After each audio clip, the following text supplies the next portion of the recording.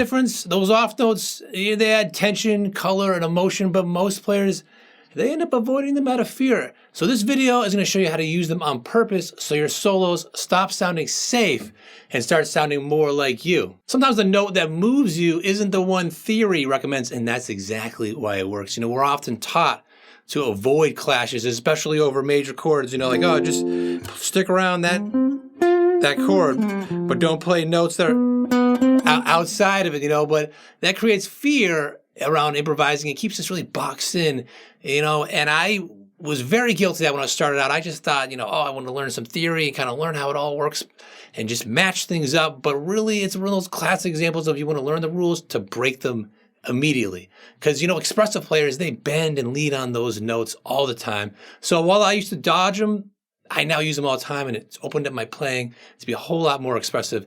And if this tactic sounds like it's something that's helpful to you, check out my jam survival guide. I put a link in the description down below. It's this free guide that's going to help you learn how to improvise around lots of different situations with other people.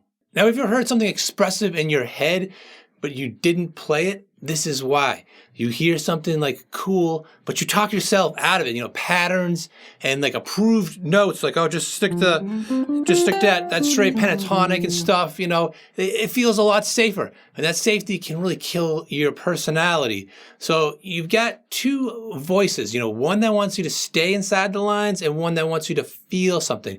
The expressive one is the one that really matters. So how do you make like wrong notes sound intentional instead of accidental? Well, you know, landing on them hard creates stiffness like this. But if you move through them, it creates tension that feels more musical.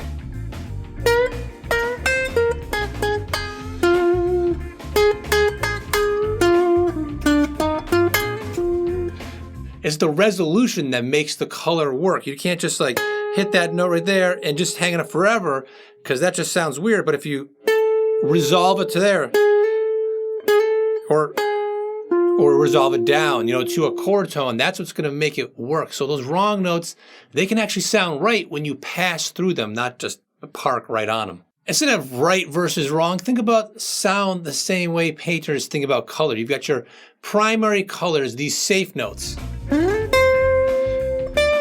right?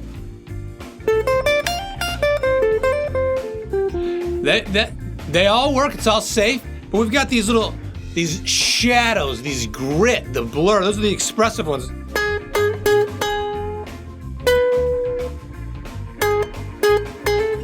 Which are a little harsh on their own, you know, but if you add them in the right way.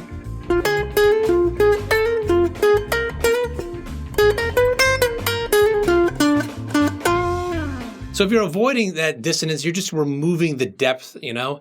And the best players, they use those in-between colors constantly. So safe notes, they're like your primaries, but the emotional stuff sits in the shades and shadows. And again, if you want that jam survival guide to help you navigate different jam situations with people, check it out in the description down below.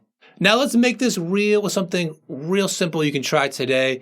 You know, too much theory can get in the way, so let's just take the flat third and major third. Say you're playing this major pentatonic, popular spot like this, around this E major shape. Even though this is technically playing an F, that E shape though.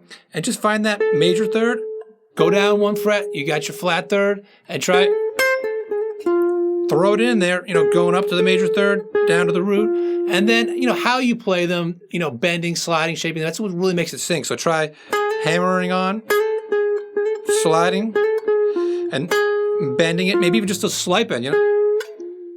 So you're not even bending up to that note, but just moving the string, you know, it's different than just doing that.